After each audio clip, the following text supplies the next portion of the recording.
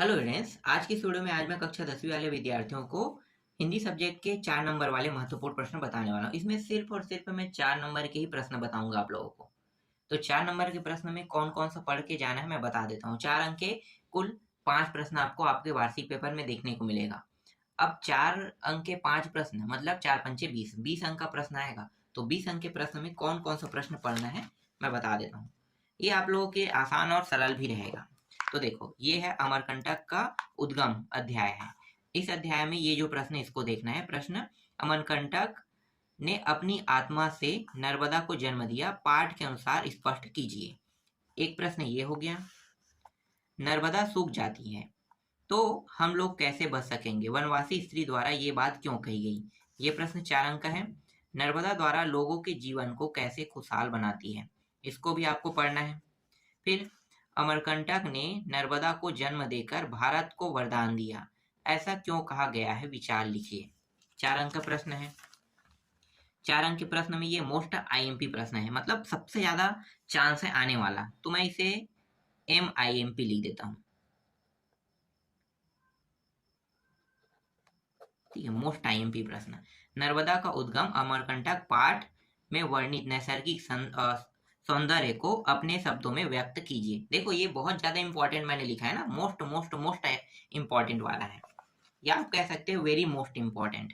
और ये भी प्रश्न वही है, वेरी मोस्ट इंपॉर्टेंट। तो मैं यहाँ पे सिर्फ IMP लिख देता हूँ। इसका मतलब ये है कि ये मोस्ट इंपॉर्टेंट प्रश्न है। तो अविवेकपूर्ण व अंधाधुंध खनन से अमरकंटक क्षेत्र के प्राकृतिक पर्यावरण को किस प्रकार का नुकसान हो रहा है, जानकारी जुटाकर लिखे। देखो, यहाँ पे मैं प्रश्न को पढ़ के भी बता रहा हूँ।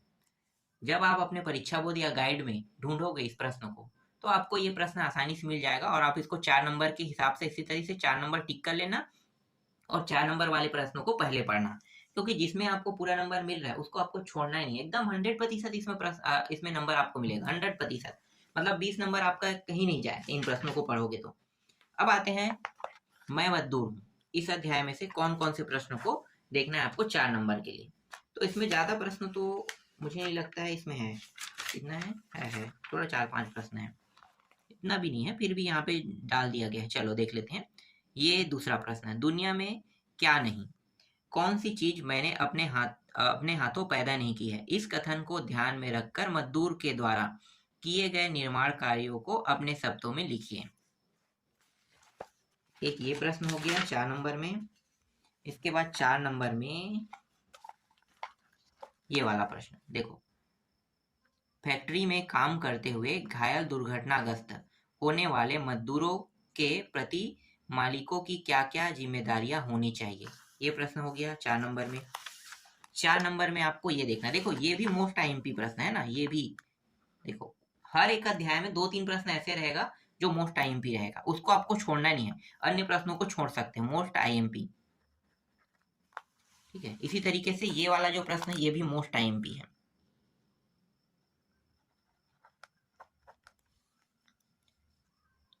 आपके जीवन में कई लोग ऐसे होंगे जिनका प्रभाव पड़ा होगा, उनमें से किसी एक व्यक्ति के बारे में लिखिए।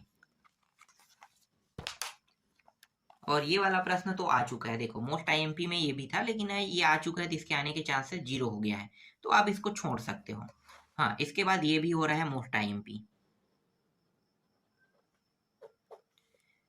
कश्मीर का नाम सुनते ही आपके मन में क्या क्या छवि उभरती है? चर्चा करके लिखिए। और एक प्रश्न यहाँ पे है और मोस्ट IMP में ये वाला। ठीक है, मोस्ट IMP प्रश्न। मजदूर को श्रम शक्ति की इकाई क्यों कहा जाता है? तो जो प्रश्न मैंने मोस्ट IMP में आप लोगों को बताया है, वो प्रश्न किसी भी कंडीशन में नहीं छूटना चाहिए।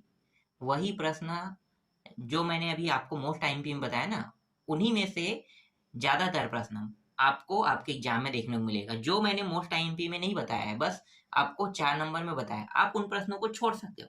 लेकिन मैंने मोस्ट IMP शब्द जहां पे जिक्र किया है, उन प्रश्नों को कोई भी कंडीशन में आपको नहीं छोड़ना है। ठीक है, अगले अध्याय को देखो।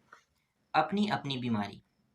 इस अध्याय से आपको कौन से प्रश्न देखना है? देखो, मोस्ट IMP प्रश्न पहला ही हो गया, ये आधा है, इसका आधा हिस्सा इसमें छोटा दिया है, ठीक है, ये मोस्ट आईएमपी प्रश्न है। फिर ये जो प्रश्न है ये इंपॉर्टेंट है। हरिशंकर परसाई द्वारा टैक्स को बीमारी के रूप में देखने का क्या आशा है। ये सिर्फ इंपॉर्टेंट के तौर पे है, अभी इसे मैं मोस्ट आईएमपी में नहीं ले सकता। इसके बाद देखो ये है, लेखक टैक्स को बीमारी क्यों लेखक टैक्स की बीमारी को क्यों अपनाना चाहता है। ठीक है, ये भी सिर्फ इंपॉर्टेंट में लेते हैं। इंपॉर्टेंट में लेने इसका मतलब ये है कि आप इसको छोड़ सकते हो, पर छोड़ना नहीं है ना। और एक प्रश्न ये है, देखो ये 2024 में आया है, सबका दुख अलग अलग होता है वाला। तो अब यहाँ से तो कोई प्रश्न नहीं बना है ना, तो इसको छोड़ सकते हो। अब यहाँ पे देखो, जो मैंने यहाँ पे आप लोगों को बताया है, ये दोनों प्रश्न, इन दोनों में से कोई एक प्रश्न आएगा। अब इन दोनों को मैंने अभी तक आप लोगों को बताया, अभी तक मैंने इन प्रश्नों को मोस्ट आईएमपी नहीं बताया ना, लेकिन समझ लो कि इन दोनों में से कोई एक आ सकता है। इसलिए चलो अब इसको भी MIMP बता देते, क्योंकि जो प्रश्न चांसेस था जिनका आने का वो तो पहले ही आ चुका है 2024 में। तो 2024 में आ गया, तो यहाँ से कोई ना कोई प्रश्न तो उठाएगा। तो कौन सा उठा सकता है, या तो ये या तो ये। देखो या तो ये उठाएगा, या तो ये उठाएगा, या तो इसको उठाएगा। तीनों में से कोई एक को उठाएगा ही उठाएगा। तो इसको भी मैं MIMP में ले लेता हूँ। ठीक है, MIMP प्रश्न। अब आते हैं माटी वाली में। देखो माटी वाली अध्याय में कौन कौन सा प्रश्न देखना है। तो 4 नंबर का रहेगा तभी मैं बताऊंगा इस अध्याय से, 4 नंबर का नहीं रहेगा तो नहीं बताऊंगा। तो 4 नंबर का इस अध्याय से प्रश्न नहीं है, तो छोड़ देते हैं। अगले अध्याय में आते हैं घीसा। यहाँ भी 4 अंक के कोई प्रश्न नहीं आएगा इस अध्याय से, तो इसको भी छोड़ दो। 2 और 3 आ रहा है तो छोड़ देंगे, 2-3 को अलग बताएंगे। पुरस्कार से 4 अंक के प्रश्न, देखो पुरस्कार वाला जो अध्याय है, यहाँ से भी कोई प्रश्न 4 अंक में नहीं आ रहा है, तो इसको भी छोड़ दो।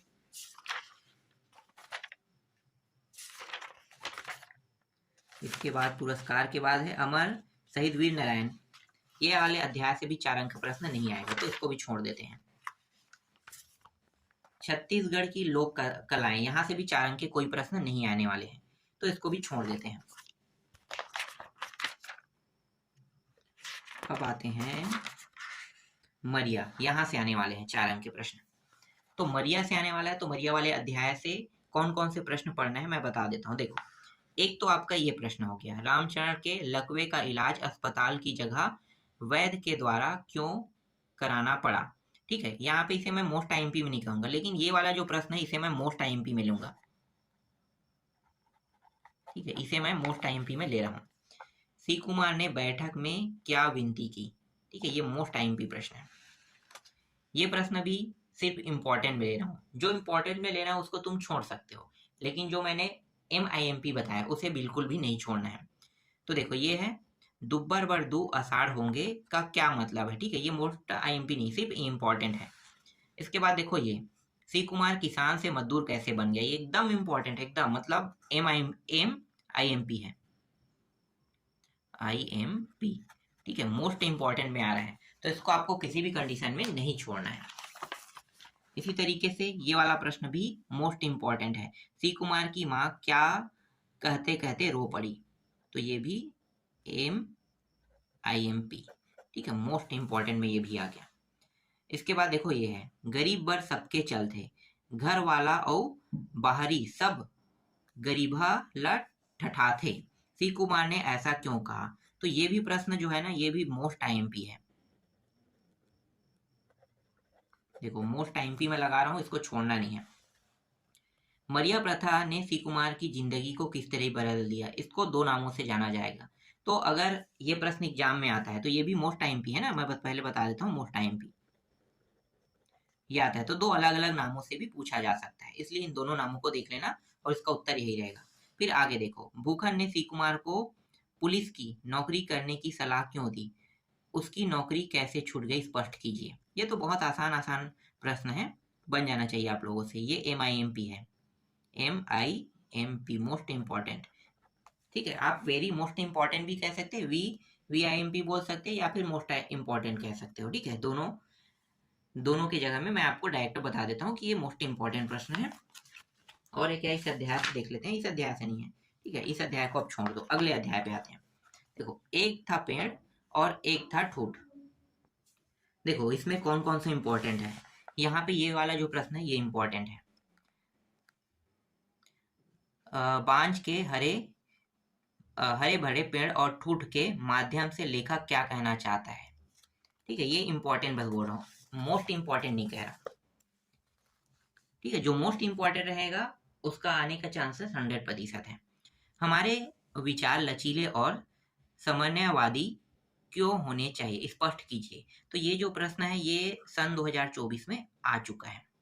ठीक है, देख सकते हो 2024 में आ चुका है। तो इसे मैं मोस्ट इंपॉर्टेंट में नहीं ले सकता, आप इसको छोड़ सकते हो, क्योंकि ये एक बार आ चुका है, मतलब 2024 से 2025 में नहीं आएगा, तो छोड़ दे इसको। इसके बाद अगला देखो, बांझ के हरे भरे पेड़ और ठूठ किस मानवीय भाव को प्रकट करते हैं, अपने शब्दों में लिखिए। ये भी इंपॉर्टेंट बस रहेगा। इसके बाद देखो अगला, दृढ़ता और जड़ता में फर्क को पाठ में किस प्रकार से बताया गया है, उदाहरण के साथ स्पष्ट कीजिए। ये भी मोस्ट इंपॉर्टेंट है। ठीक है, मोस्ट इंपॉर्टेंट प्रश्न है, मतलब ये अभी आ सकता है, इसलिए इस प्रश्न को किसी भी कंडीशन में छोड़ना नहीं है। ठीक, इसके बाद ये वाला प्रश्न भी देख लो, तानाशाही क्या है, तानाशाही की जीवन शैली कैसी होती है, अपने शब्दों में लिखिए। ये सिर्फ इंपॉर्टेंट है, मैं इसे मोस्ट इंपॉर्टेंट में नहीं लूंगा।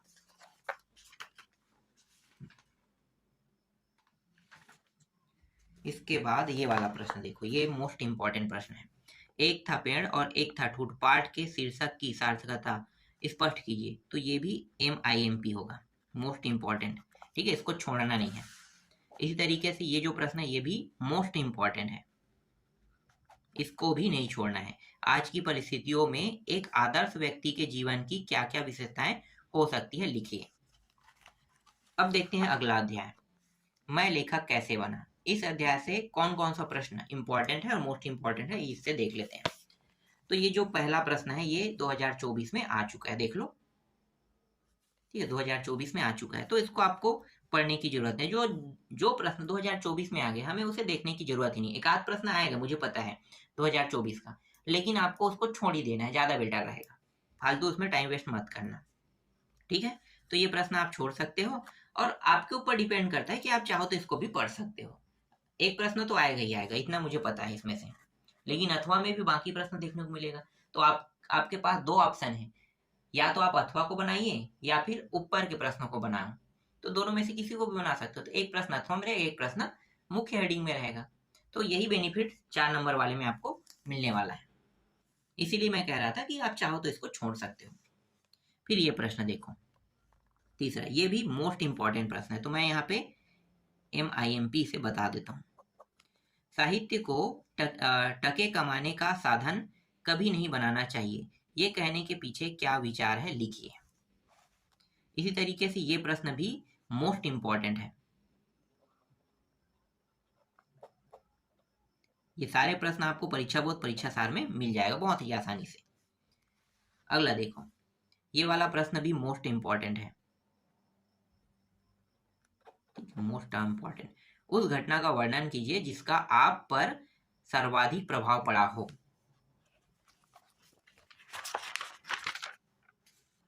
और ये वाला प्रश्न भी मोस्ट इंपॉर्टेंट है। आपके जीवन में कई लोग ऐसे होंगे जिनका प्रभाव आप पर पड़ा होगा, उनमें से किसी एक व्यक्ति के बारे में लिखिए। और ये भी मोस्ट इंपॉर्टेंट है। 5 कौड़ी बाबू द्वारा शरद बाबू के लिए कही गई 3 बातें क्या क्या थी। ठीक है, ये भी मोस्ट इंपॉर्टेंट प्रश्न है। तो इसमें बस इतने ही प्रश्नों को मोस्ट इंपॉर्टेंट के तौर पे पढ़ना है, मतलब जो इंपॉर्टेंट मैंने बताया और मोस्ट इंपॉर्टेंट बताया। ठीक है, उतने ही पढ़ना है। अब आते हैं अगले अध्याय पे। देखो, जेब कतरा, जेब कतरा वाले अध्याय से कौन कौन से प्रश्न इंपॉर्टेंट है उसको देख लेते हैं। तो ये जो जेब कतरा ने लेखक की माँ को पैसे क्यों भेजे, ये इंपॉर्टेंट बस है। अगला है, जिसकी नौकरी छूट गई हो उसके लिए 9 से कम नहीं होते हैं, लेखक ने ऐसा क्यों कहा है, ये भी इंपॉर्टेंट है। लेखक और जेब कतरे में आपको क्या समानताएं दिखाई देती है, ये भी इंपॉर्टेंट है। इसके बाद देखो अगला, जेब कतरा कहानी पढ़ने के बाद मन में कौन सी भाव जागृत होती है, लिखिए। ये मोस्ट इंपॉर्टेंट है। ठीक है, मोस्ट इंपॉर्टेंट प्रश्न, इसको किसी भी कीमत में छोड़ना नहीं है। इसके बाद अगला देखो, आपके हिसाब से कौन कौन से काम गलत है जिन्हें हमें नहीं करना चाहिए, ये भी मोस्ट इंपॉर्टेंट है। ठीक, अब अगले अध्याय को देखो, गोधली को। इस अध्याय से सिर्फ 2 ही प्रश्न दिखाई देंगे आपको, है तो इसमें बहुत सारे, लेकिन 2 ही प्रश्नों को देखना है और ये दोनों मोस्ट इंपॉर्टेंट है। ठीक है, यहाँ पे इसको भी बता देता हूँ। कहानी सुनाए जाने के बाद निस्तब्धता क्यों छा गई, ये प्रश्न हो गया इंपॉर्टेंट, मोस्ट इंपॉर्टेंट, और ये भी मोस्ट इंपॉर्टेंट है। उस 4 बिंदुओं को लिखिए जहां पर गोधली कहानी में परिस्थिति बदलती है, ये भी मोस्ट इंपॉर्टेंट है। ठीक, अब इकाई 3 पे आते हैं। देखो, इकाई 3 क्या है? पद्यांशों की व्याख्या। पद्यांशों की व्याख्या से एक प्रश्न आएगा एग्जाम में, एक प्रश्न। तो कौन कौन सा देखना है बस मैं आपको बता देता हूँ, और ये जो बताऊंगा ये बहुत ज्यादा मोस्ट इंपॉर्टेंट प्रश्न रहेगा। मैं बाकी को हटा दिया हूँ, जो आएगा वही मैं बता रहा हूँ। देखो, टिक मैंने बहुत सारा कराया था ना, टिक बहुत सारा कराया था, तो आपको सबको नहीं पढ़ना है। मैं अध्याय बता देता हूँ क्योंकि आपको संदर्भ सहित व्याख्या करना है, तो आपको पूरा लिखना पड़ेगा, तभी 4 नंबर मिलेगा। तो चंद्रमा से लौटती बेर इस अध्याय से कौन सा इंपॉर्टेंट हो सकता है? तो ये जो प्रश्न है यहाँ से एक जो बना था वो 2024 में आ चुका है, तो आपको इस वाले को तो नहीं देखना है, ये हट गया समझो। दूसरा पे आ जाते हैं। दूसरा ये हो गया मोस्ट इंपॉर्टेंट। ठीक है, ये मोस्ट इंपॉर्टेंट हो गया, इसको आपको देखना है। और इसमें कोई मोस्ट इंपॉर्टेंट है क्या? हाँ, एक और है, ये वाला मोस्ट इंपॉर्टेंट है। ठीक है, मोस्ट इंपॉर्टेंट। तो दूसरा जो है इस अध्याय से ये वाला देखना है और नहीं देखना है। इसमें ठीक मैंने बहुत सारे प्रश्नों को कराया है, सबको आपको नहीं देखना है। अब अगला देखो, बादल को घिरते देखा। बादल को घिरते देखा से मोस्ट इंपॉर्टेंट ये भी प्रश्न है। मोस्ट इंपॉर्टेंट, इसको भी पढ़ना है आपको। बादल को घिरते देखा से अगला प्रश्न देखो, ये आ चुका है, बसंत ऋतु वाला आ चुका है, तो उसको हटा दो। तो ये इस साल के लिए मोस्ट इंपॉर्टेंट तो नहीं होगा, लेकिन अगले साल के लिए हो सकता है, तो हटा देते हैं इसको। और ये हो गया मोस्ट IMP। तो इस बार के चांस जो है इसके आने के हैं इस बार 4 नंबर में। ये अध्याय भी हो गया कंप्लीट। जनतंत्र का जन्म देख लेते हैं, इससे ये जो प्रश्न है ये इंपॉर्टेंट है, तो ये मोस्ट IMP, ये मोस्ट इंपॉर्टेंट प्रश्न बन गया। अगला ये जो दूसरा प्रश्न है ये भी मोस्ट इंपॉर्टेंट प्रश्न है। ठीक है, इसको भी आपको देखना है, मोस्ट इंपॉर्टेंट प्रश्न है। अब बाकी जो मैंने इसमें टिक करा है उसको आपको हटा देना है। ठीक है, जो जो बता रहा हूँ बस उन्हीं को देखना है, ये भी मोस्ट इंपॉर्टेंट है। ठीक है, इस प्रश्नों को देखना है। कन्यादान से कोई प्रश्न आ रहा है क्या? कन्यादान से तो मुझे नहीं लग रहा है, नहीं है। कन्यादान गृह प्रवेश से कोई प्रश्न नहीं आएगा। अब छत्तीसगढ़ी भाषा पे चलते हैं। छत्तीसगढ़ी भाषा व साहित्य वाले में देखो, यहाँ पे जो अध्याय है ये जिंदगी फिर चमक जाए, है ना, तो इसमें इंपॉर्टेंट कौन सा है? जो मोस्ट इंपॉर्टेंट रहेगा बस उसी को बताऊंगा, सबको नहीं पढ़ना है। ठीक है, ये तो नहीं आएगा। सील के भरे हुए छंद से भी कोई भी प्रश्न नहीं बना है, उसको भी छोड़ देना है। जीवन का, हाँ, जीवन का झरना से बन रहा है, जीवन के झरना से प्रश्न आता है, तो जीवन के झरना से ये जो प्रश्न है ये मोस्ट इंपॉर्टेंट है, मोस्ट IMP। ठीक है, मोस्ट इंपॉर्टेंट प्रश्न। इसके पूरे व्याख्या को देख लेना है, संदर्भ देखना है, प्रसंग देखना है। ठीक है, यहाँ तक के विशेष को भी लिखना है, ये भी मोस्ट इंपॉर्टेंट है। ये प्रश्न भी मोस्ट इंपॉर्टेंट है, इसको भी पढ़ना है। और ये वाला प्रश्न भी मोस्ट इंपॉर्टेंट है, तीसरा। ठीक है, मोस्ट इंपॉर्टेंट प्रश्न है, तो इसको भी आपको पढ़ना है। इसके बाद देखते हैं साध में, साध से कोई प्रश्न आ सकता है कि नहीं। तो साध से 2 प्रश्न तो दिखाई दे रहा है, एक ये वाला मोस्ट IMP प्रश्न, और एक है आपका ये वाला, ये भी मोस्ट IMP प्रश्न है। बस इसमें इतना ही था। अब आते हैं विविध वाले में, जो मध्ययुगीन काव्य के बारे में बताता है ना, तो यहाँ से भी 1-2 प्रश्न देखने को मिल सकता है। तो कौन सा आ सकता है वो भी मैं बता देता हूँ। एक तो आपका ये आ सकता है, आ सकता है, ठीक है, ये हो गया। दूसरा आपका ये हो गया, ठीक है, मोस्ट इम्पोर्टेंट में ये मीराबाई वाले अध्याय से।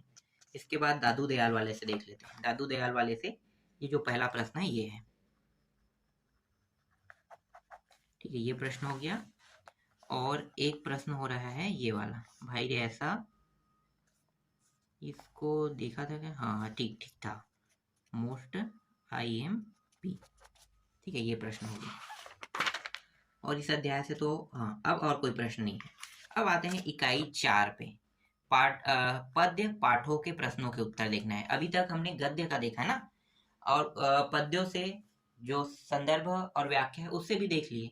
अब बचा क्या है, पद्य से भी तो कुछ प्रश्न आने वाले हैं। तो कौन कौन सा प्रश्न ऐसा रहेगा जो 4 नंबर में देखने को मिल सकता है, उन प्रश्नों को देख लेते हैं। तो 4 नंबर के लिए जो इम्पोर्टेंट प्रश्न है उनमें से पहला प्रश्न ये हो गया, अलसी के मनोभावों का वर्णन कीजिए।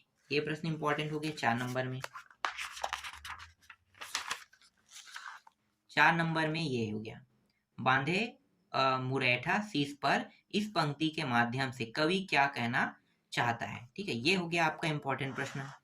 इसके बाद अगला है, देखता हूं मैं स्वयंवर हो रहा है, प्रकृति का अनुराग अंचल हिल रहा है, इस पंक्तियों में प्रकृति के किस दृश्य की ओर संकेत किया गया है, और ये भी आपका 4 नंबर का है। प्रेम की प्रिय भूमि को अधिक उपजाऊ क्यों बताया गया, और ये जो प्रश्न है ये मोस्ट इंपॉर्टेंट है, ठीक है, ये वाला मोस्ट इंपॉर्टेंट है, जिसमें आपको ग्रामीण अंचल और शहरी क्षेत्र दोनों के बारे में क्या बताना है, दोनों के बारे में आपको तुलनात्मक बताना है, मतलब तुलना करना है, समझो। तो ये मोस्ट इंपॉर्टेंट प्रश्न हो रहा है। ये जो प्रश्न है ये भी मोस्ट इंपॉर्टेंट हो रहा है, देखो बगुला समाज वाला, तो इसको भी देख लेना, ठीक है, मोस्ट इंपॉर्टेंट में यही दोनों प्रश्न दिखाई दे रहे हैं। इसके बाद बादल को घिरते रेखा से देखते हैं, होगा तो बताएंगे 4 नंबर में, नहीं होगा तो छोड़ देंगे, है इसमें, है। देखो ये वाला जो प्रश्न है, बादल को घिरते रेखा, कविता के प्रकृति चित्रण को अपने शब्दों में लिखिए। तो यहाँ भी मैं मोस्ट IMP लगा देता हूँ, ठीक है, ये भी मोस्ट IMP है। कवि चकवा चकवी वाला है ना, मनोभाव वाला, तो ये भी मोस्ट इंपॉर्टेंट है, ठीक है, इसको भी छोड़ना नहीं है। कवि ने कस्तूरी मृग के उल्लेख किस संदर्भ में किया है, ये इंपॉर्टेंट बस में मैं ले रहा हूँ। अगला है, कवि ने बसंत ऋतु के दृश्य का चित्रण किया है, उसे अपने शब्दों में लिखिए, ये भी मोस्ट इंपॉर्टेंट है, इसे भी मैं मोस्ट इंपॉर्टेंट में ले रहा हूँ। और एक और प्रश्न है, इसको भी मैं मोस्ट इंपॉर्टेंट में ले लूंगा, शैवालों को हरी दरी क्यों कहा गया है, तो ये भी मोस्ट IMP प्रश्न है। अगला देखते हैं, जनतंत्र का जन्म, इससे अगर 4 नंबर का होगा तो मैं बताऊंगा, 4 नंबर से नहीं आएगा तो छोड़ देंगे। तो इससे 4 नंबर का प्रश्न है, कुछ प्रश्न आ सकते हैं, तो एक ही प्रश्न मैं ले देता हूँ यहाँ पे, और है लेकिन छोड़ देते हैं। जगत का सबसे विराट जनतंत्र कहाँ कहा गया है, किसे कहा गया, छोड़ दो उसको, सीधा यहीं पे आओ, ये वाला प्रश्न बस ले लेते हैं, ठीक है, मोस्ट इम्पॉर्टेंट, चलो इतने में समझ में आ जाएगा, मोस्ट इम्पॉर्टेंट प्रश्न, तो ये वाला प्रश्न बस ले रहे हैं और नहीं ले रहे हैं। इसमें क ख ग 3 दिए हुए हैं, तो बस पहले बस को ले लेते हैं, बाकी छोड़ दो। इस अध्याय से 4 नंबर के प्रश्न आने के चांसेस हैं, पर नहीं के बतौर, इसलिए एक ही प्रश्न बस मैं लिया हूँ। इसके बाद कन्यादान से देखते हैं, कन्यादान से तो नहीं आएगा, छोड़ देना कन्यादान को। और गृह प्रवेश से भी 4 अंक के कोई भी प्रश्न नहीं आने वाले, इसलिए 4 अंक के लिए छोड़ देना। ये जिंदगी फिर चमक जाए, यहाँ से आने वाले 4 अंक के प्रश्न, तो ये वाला जो अध्याय है, ये जिंदगी फिर चमक जाए, इससे पढ़ना है 4 अंक के प्रश्न। तो 4 अंक के प्रश्न में एक तो ये हो गया, ठीक है, ये भी मोस्ट इंपॉर्टेंट प्रश्नों में से आता है, एक है मोस्ट इंपॉर्टेंट प्रश्न, मेहनत कश को दुनिया क्यों पसंद करती है, ठीक है, ये कौन सा है, काबर, नहीं इसको ले लो 4 नंबर में, मैं इंपॉर्टेंट में मोस्ट इंपॉर्टेंट में ले रहा हूँ, लेकिन 4 नंबर में है ये। इसके बाद देखो, कोठी में धान छलक जाए वाला, ये मोस्ट इंपॉर्टेंट में आ रहा है, ठीक है। इसके बाद ये है, मु घुघुआ असन फुलयो झन, ये भी मोस्ट इंपॉर्टेंट में है।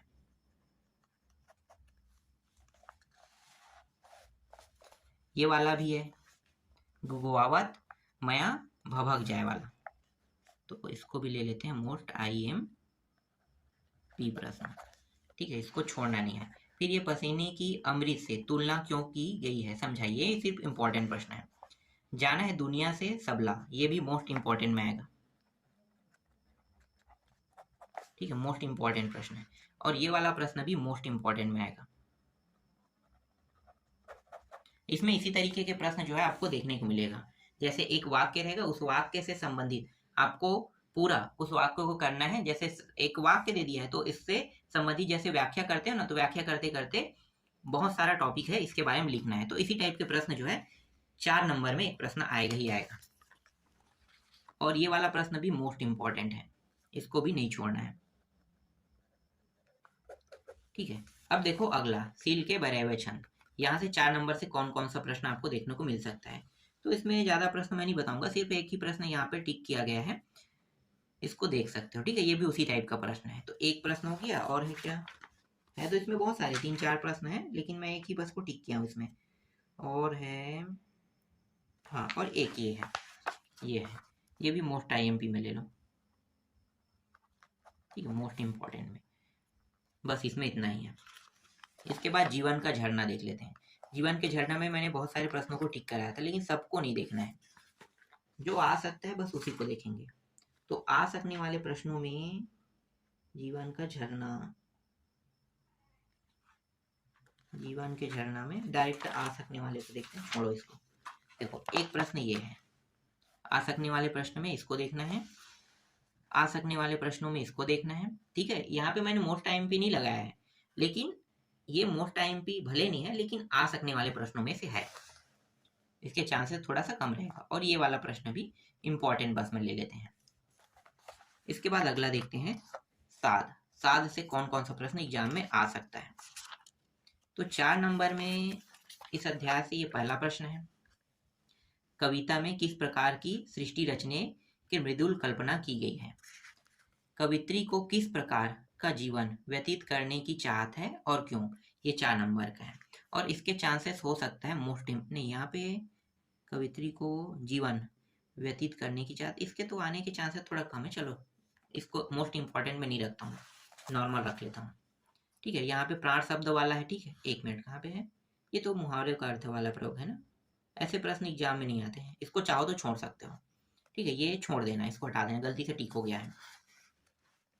इसके बाद देखो, कविता के शीर्षक साध से जीवन की जिन अभिलाषाओं का बोध होता है उन्हें अपने शब्दों में लिखे। तो ये आ सकता है मोस्ट IMP में, मतलब इसके चांसेस है इस साल।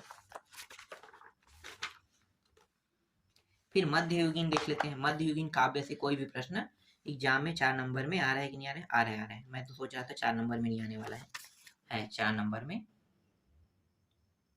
देखो ये हो गया 4 नंबर के लायक। ठीक है, ये मीरा को जो अमूलक वस्तु मिली है उसके बारे में वे क्या क्या बता रही है, अपने शब्दों में लिखे। इसे 2 अलग अलग नामों से जाना जा सकता है, इसलिए ये इंपॉर्टेंट है। और एक ये हो गया, राणा ने मीरा को, ये मोस्ट इंपॉर्टेंट में ले लेना। ठीक है, मोस्ट इंपॉर्टेंट में, ये मोस्ट इंपॉर्टेंट में आ जाएगा। राणा ने मीरा को विष का प्याला क्यों भेजा होगा और मीराबाई उस विष को पीते हुए क्यों हंसी, अपने विचार लिखिए। तो ये मोस्ट इंपॉर्टेंट प्रश्नों में से एक प्रश्न है। फिर मोस्ट इंपॉर्टेंट में ये वाला प्रश्न भी मोस्ट इंपॉर्टेंट में लेना है। ठीक है, और एक प्रश्न और है जो इंपॉर्टेंट बस में ले लो। ईश्वर दर्शन के लिए संत दादू दयाल की व्याकुलता को 3 बिंदुओं में स्पष्ट कीजिए। ये 3 से 4 हो सकता है, क्योंकि 4 नंबर के प्रश्न में 4 बिंदु रहेगा। यहाँ पे भले 3 दिया है, एक बिंदु और देख के आपको लिखना होगा। तो 4 बिंदु और देख लेते हैं। इकाई 5 से, तो ये इकाई 5 है, यहाँ से सिर्फ 2 या 3 नंबर के प्रश्न आएगा, तो इसको छोड़ देना है ना। अभी मतलब छोड़ना नहीं है, बताऊंगा मैं बाद में। अभी मैं सिर्फ चर्चा नंबर के बता रहा हूँ।